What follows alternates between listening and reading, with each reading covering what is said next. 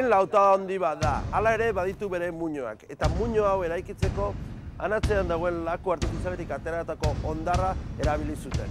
Muino honen gainean jauregi polita hau eraiki zuten, Ginsen jauregia. Hiriaren erdi-erdian egonik, Beijingo ikuspegi ederra ematen digu Ginsen jauregia. Bertatik ikusten dira hiri debekatua eta Tiananmen plaza. Horixe izango da Judasen gaurko helburua, Tiananmen plazara iristea. Eta Judasen orientazio gaitasun aparta kontuan izan da. Ez du inolako arazorik izango, Txinako tokirik ezagunenera iristeko.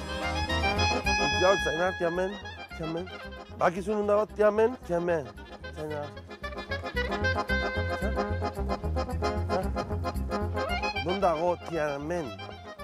Zainar. Tiananmen, 最前面那里。 Just like this car. Ok, xixe. Beraz, ni hemen banago eta onera joan nahi badut. Hemendikan bera hartu, gero eskubira, gero pixkarak erago bera, eta batian hor nago, ez?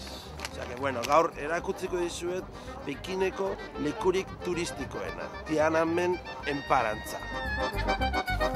Bueno, nik ez dut mapa honen beharrik Beijingen ibiltzeko. This is a present for you.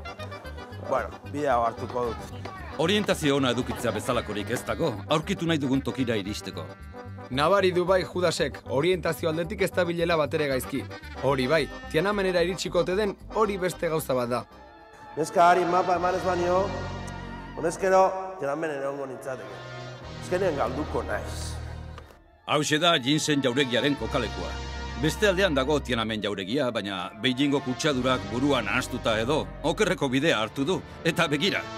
Udon auzo batera sartu da, Beijingo auzo zaharrenetako batera. Txina modernoan, oraindik zutik dagoen auzo tradizional bakanetako batera.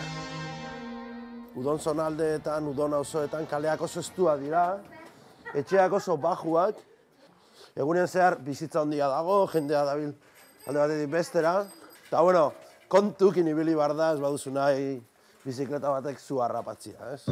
Sartu bai, Judas sartu da udon auzoan, baina ateratzen lan gehiago izango duela iruditzen zait.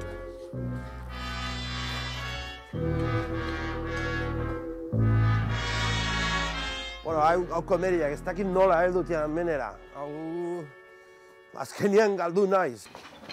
Denda honetan maskari, sukaldatutako maskariak saltzen dituzte, piperrak, hauek larba dire, hauek perretxikuak, berenjenak. Eta hori dire piperrak. Segurazki piper pikante. Hello. Lentzen baina, hemen dagoen hartu egozia, balio ditu 2 yuan. 2 yuan balio ditu. 20 zentimo batik daztuko dugu hartu egozia, goxo-goxua. 这要哪个？我问 Sí, argi dago Beijingen galdu gaitezkela, baina gozez hil ez dut uste.